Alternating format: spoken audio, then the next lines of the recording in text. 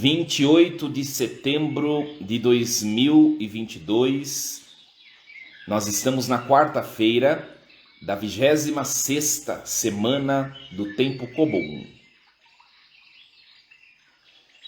Em nome do Pai, e do Filho, e do Espírito Santo. Amém. Meus queridos filhos e filhas em Cristo, muito bom dia. Louvado seja Deus por estarmos reunidos para meditarmos as maravilhas da palavra do Senhor. Vos acolho com a paz de Jesus. Muito prazer, eu sou o Padre Diego Araújo e hoje nós vamos meditar o Salmo responsorial proposto pela liturgia da igreja nesta quarta-feira, que é o Salmo 87, versículos 10, 11, 12, 13, 14, 15, e o refrão é o versículo 3. Nós rezaremos o refrão: chegue a minha oração até a vossa presença. Chegue a minha oração até a vossa presença. Clamo a vós, ó Senhor, sem cessar, todo o dia. Minhas mãos para vós se levantam em prece. Para os mortos, acaso faríeis milagres? Poderiam as sombras erguer-se e louvar-vos? Chegue a minha oração até a vossa presença. No sepulcro haverá quem vos cante o amor e proclame entre os mortos a vossa verdade? Vossas obras serão conhecidas nas trevas, vossa graça no reino onde tudo se esquece? Chegue a minha oração até a vossa presença. Quanto a mim, ó Senhor, clamo a vós na aflição. Minha prece se eleva até vós desde a aurora. Por que vós, ó Senhor, rejeitais a minha alma? E por que escondeis vossa face de mim? Chegue a minha oração até a vossa presença. Meus queridos filhos e filhas, hoje o padre decidiu fazer este salmo porque no fundo é uma resposta à leitura da primeira da liturgia da igreja. Nós estamos acompanhando como leitura o texto de Jó. Jó é um livro sapiencial, livro do Antigo Testamento, e o grande questionamento que perpassa o livro de Jó é o grande questionamento que perpassa a nossa vida. Por que o sofrimento na vida humana, se Deus se diz rico em bondade e misericórdia e em cuidado para com o ser humano? Os nossos grandes questionamentos a Deus dizem respeito quanto ao sofrimento e, de maneira muito ampla, à morte. Por quê? Para quê? Não é verdade? Então o livro de Jó é esse grande questionamento. Jó era um homem justo, um homem bondoso, um homem rico em virtudes. Nós acompanhamos anteontem, no início do texto, na segunda-feira, que Deus reconhece que Jó era um homem rico em virtudes. Olha só, e Deus diz a Satanás: olha só o meu servo Jó, né? Sobre ele não existe outro que seja tão bondoso, tão cheio de retidão, né? Que me adora, que me busca. E Deus reconhece em Jó a bondade. E Satanás diz assim: ele é assim porque o Senhor o está blindando com um muro, não permite que cheguem provações, mas tire os bens de Jó, para o Senhor ver se ele não vai lançar maldição. E Deus permite a provação na vida de Jó, para quê? Para que Jó pudesse provar o amor, manifestar amor diante da prova. E de fato Satanás vai lá, arranca todos os bens de Jó, e ainda Jó perde até os seus filhos Satanás tira a vida. Jó perdeu seus filhos, só ficou ele como que sozinho, né? e sua esposa certamente, né? E ele se vê sozinho, mas ele disse no primeiro dia, lá na segunda-feira nós ouvimos: nu eu saí do ventre da minha mãe, e nu eu haverei de voltar. Se Deus deu, Deus tirou, e tudo foi feito do agrado do Senhor. Em tudo, bendito seja o Senhor. Olha que oração ousada, diante daquele que perdeu todos os bens. Jó, me sugere o texto, que era um homem rico, né? E o texto dá a impressão que os acontecimentos se deram numa semana. Sabe aquelas situações da nossa vida que tudo está bem e começam a acontecer coisas tudo junto, né?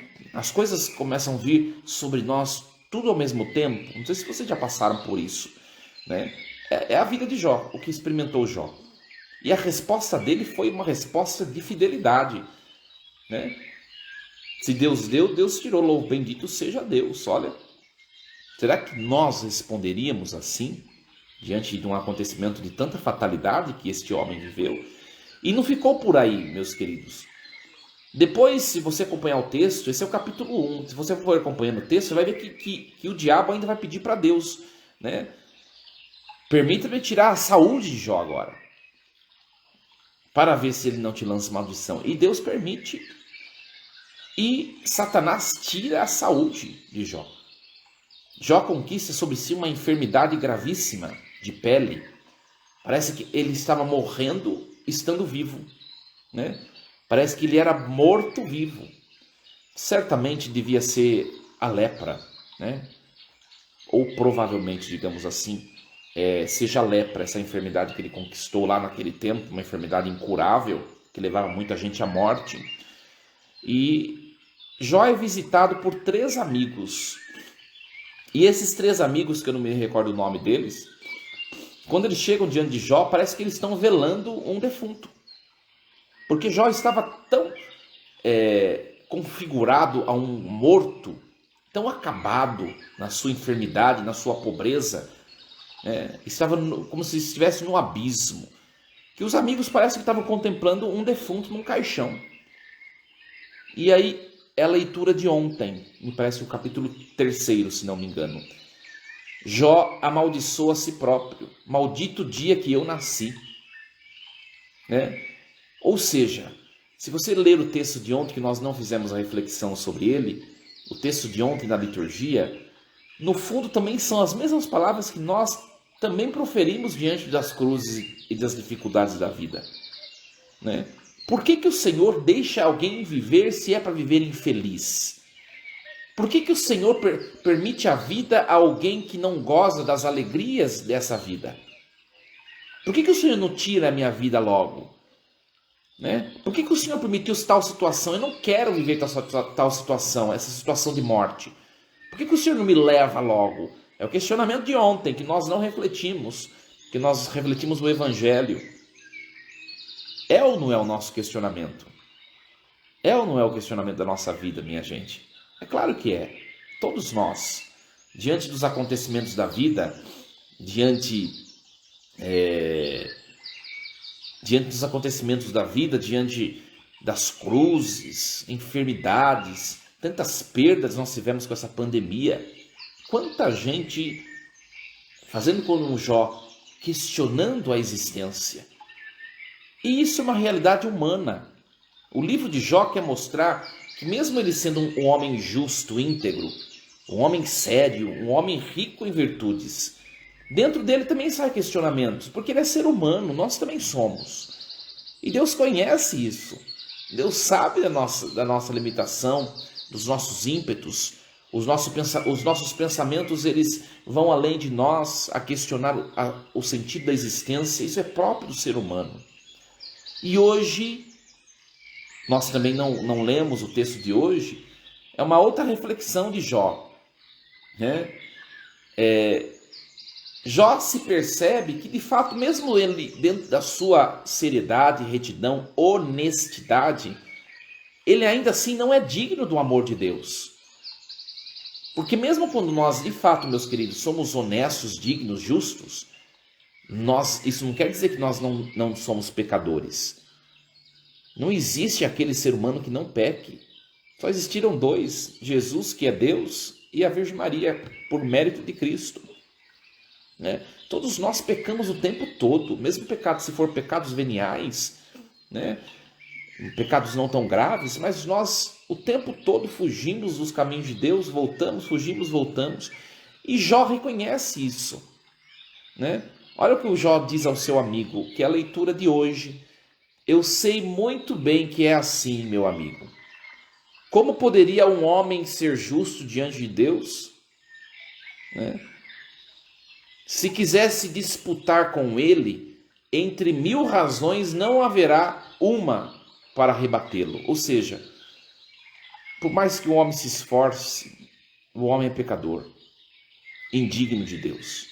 E tem muita gente, tomara que não seja nenhum de nós que estamos aqui a refletir juntos, tem muita gente que se acha nariz empinado, se acha pessoa santa, e ainda fica apontando os outros, sabe?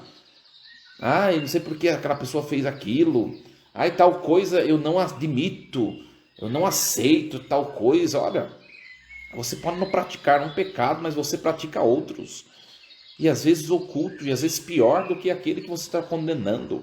Todos nós estamos no mesmo barco, somos criminosos diante da bondade de Deus, que é tão favorável para conosco. E Jó reconhece isso. E aí entra o salmo de hoje, que é a resposta, né? Que é uma resposta, no fundo, vai de encontro a essa leitura. Olha que bonito um versículo da leitura de hoje. A leitura de hoje de Jó é o capítulo 9. Olha o versículo 15. Olha o versículo 15. Ainda que eu tivesse razão, eu não poderia replicar a Deus, e deveria pedir misericórdia ao meu juiz. Se eu clamasse a ele e ele me respondesse, não creio que daria atenção à minha voz. Olha o tamanho da fé desse homem. O questionamento saiu dele na liturgia de ontem, no texto de ontem, saiu. Mas hoje ele reconhece, ainda que eu tivesse razão de questionar a Deus. E de fato Jó tinha razão, convenhamos.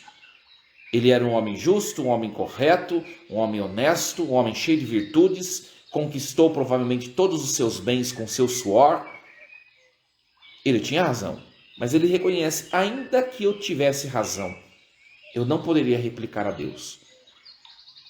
E depois nós vamos perceber que até o fim, né, não vai dar tempo da gente terminar todo o texto de Jó, que é comprido, né? Ele vai concluir o que, minha gente? Que o sofrimento não é a grande conclusão do livro de Jó é a seguinte: o sofrimento humano, a morte, não é consequente, não é uma paga aos pecados daquele ser humano, não é uma punição àquele ser humano, digamos assim, ou não é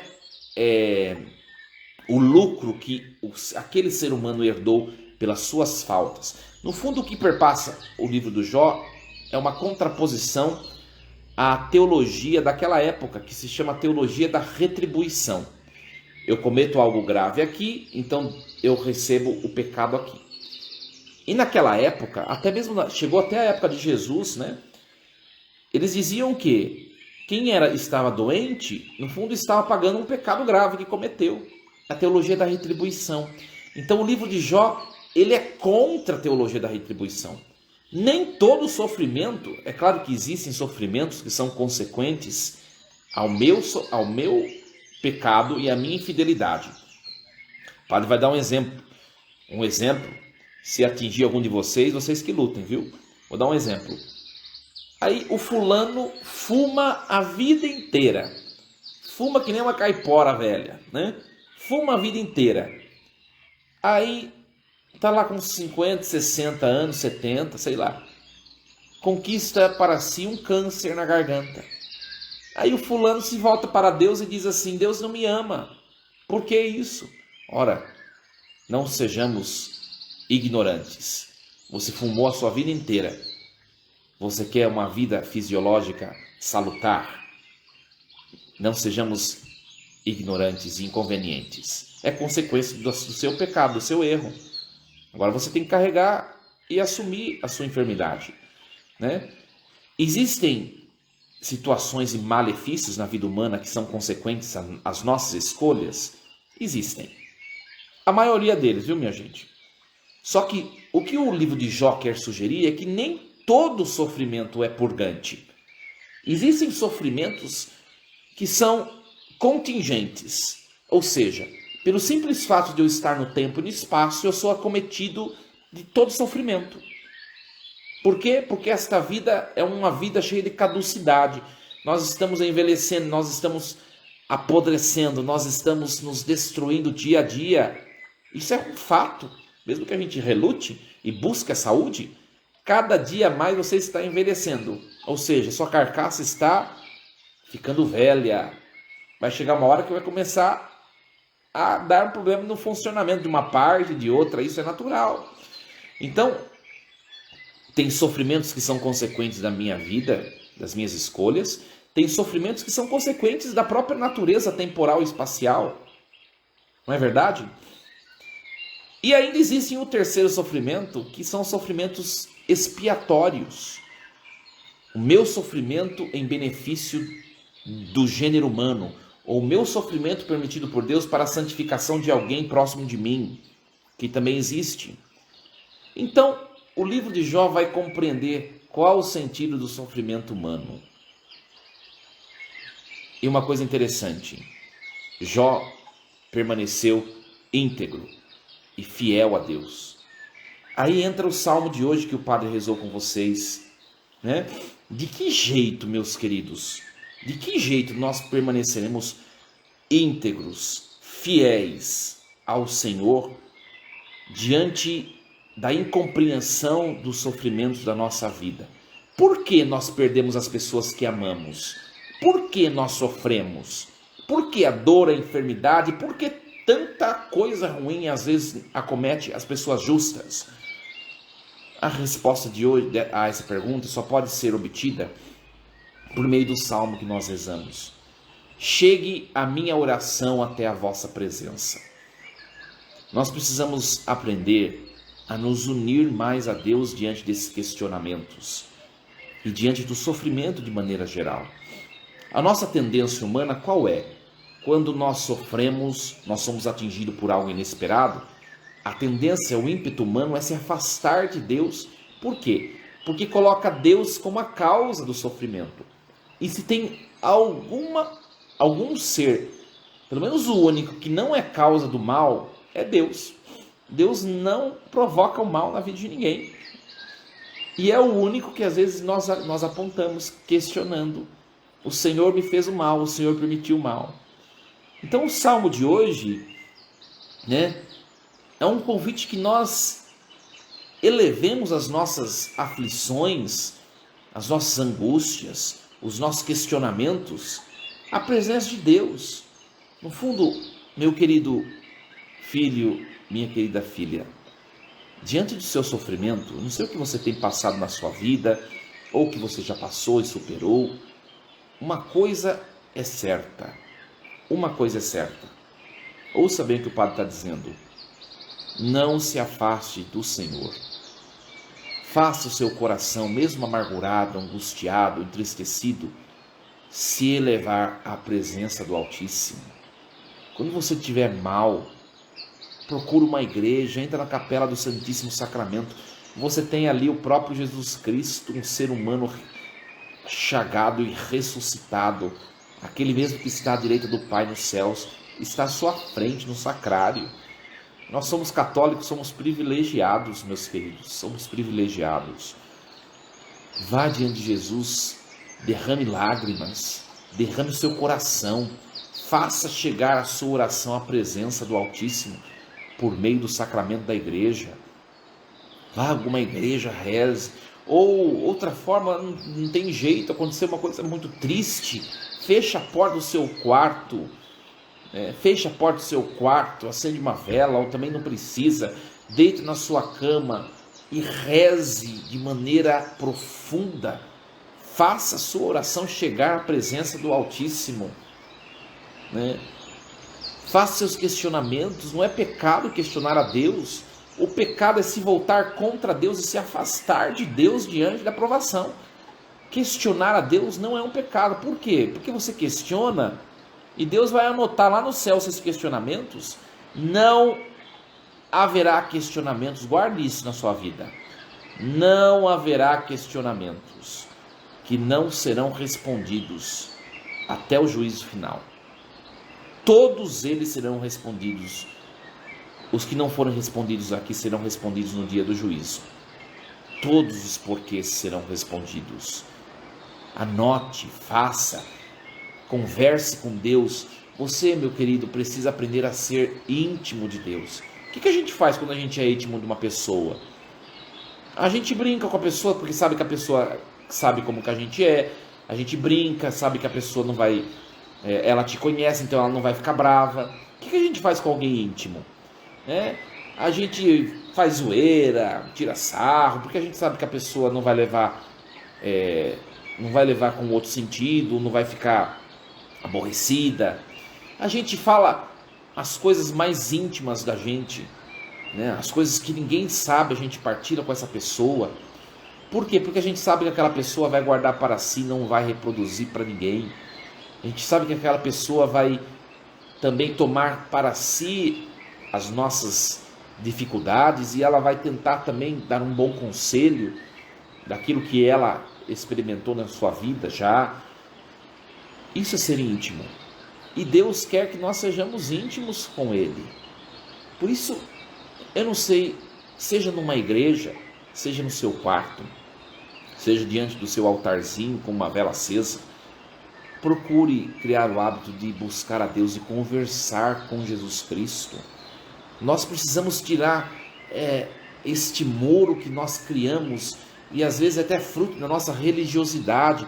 Às vezes nós criamos um muro entre nós e Deus. Criamos um muro que distancia-nos de Deus. Não! A nossa religião, ela deve nos aproximar de Deus. Não pode ser uma fé superficial, técnica. Nós precisamos criar uma espiritualidade de intimidade, de proximidade com Deus, para que a nossa oração chegue à presença de Deus, que é o salmo que nós rezamos hoje. Se você tem que questionar Deus, questione. Se você tem que perguntar os porquês, os praquês para Deus, faça. Mas não se afaste de Deus. Faça como Jó, que percebe tudo o que está acontecendo com ele, mas a conclusão da oração de Jó, lá na segunda-feira, era: em tudo que me está acontecendo, bendito seja Deus.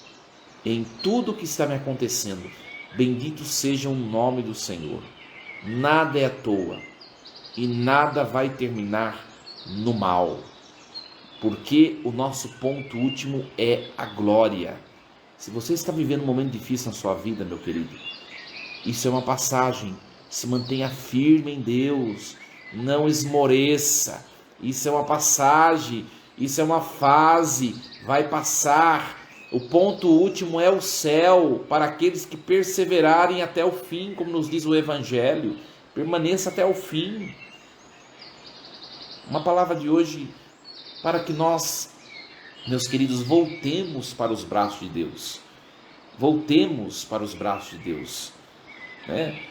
A gente se afasta muito de Deus. E hoje o Salmo quer nos dizer: Senhor, faça chegar a minha oração até a vossa presença.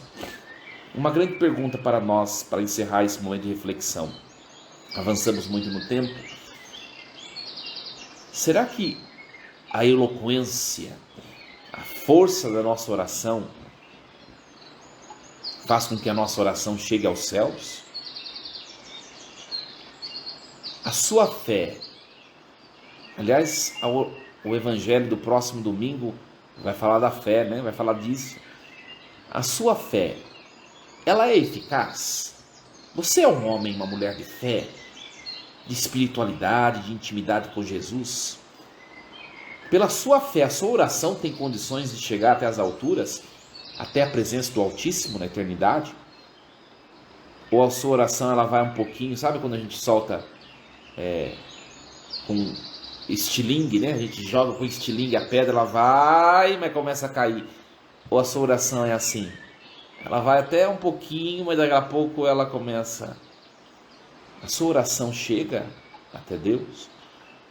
Se você se percebe fraco, porque no fundo todos nós somos, meus queridos, nós não conseguimos chegar a Deus sozinhos. Ninguém de nós, no fundo. Nós precisamos de um único intercessor, que se chama Jesus Cristo. Por isso, fala o nome de Jesus no seu dia. Quando você estiver passando dificuldade, nervoso, ou algum acontecimento no seu dia, invoque o nome de Jesus, fale o nome poderoso de Jesus, misericórdia, Jesus, vem meu auxílio, Jesus, eu não estou aguentando, Jesus. Invoque o nome de Jesus, se revista de Cristo, que aí a sua oração vai chegar até onde ela deve chegar. Sozinho você não consegue, meu querido. Aliás, foi para isso que o Pai permitiu o seu Filho vir até nós, para ser essa ponte de nós até o céu, porque sozinho a gente não consegue. Aí, padre, mas os santos não são intercessores? Olha, os santos, eles também se revestem de Jesus para chegar ao Pai. Ninguém chega ao Pai, o único intercessor é Jesus Cristo. Quando nós chamamos os santos de intercessores, no fundo nós contamos com a oração deles por nós. Mas quando os santos vão rezar por nós nos céus, eles também o fazem em nome de Jesus. Consegue entender? Né? Consegue entender? Hoje, aliás, por 40 dias, nós estamos invocando a proteção de São Miguel Arcanjo. São Miguel o faz em nome de Jesus. É em nome de Jesus que ele nos protege. É em nome de Jesus que ele reza ao Pai. É em nome de Jesus que São Miguel invoca sobre nós proteção, bênção, salvação, libertação. Meus queridos, que palavra belíssima hoje. Infelizmente nós temos que encerrar. Mas leve esta oração para o seu dia de hoje. Hoje, dia 28 de setembro, quarta-feira. Chegue a minha oração até a vossa presença. Chegue a minha oração até a vossa presença. É o Salmo 87, versículo 3. Que Deus o abençoe, o proteja, o guarde, o liberte, o ajude em todas as adversidades. Força e coragem, em nome do Pai, e do Filho, e do Espírito Santo.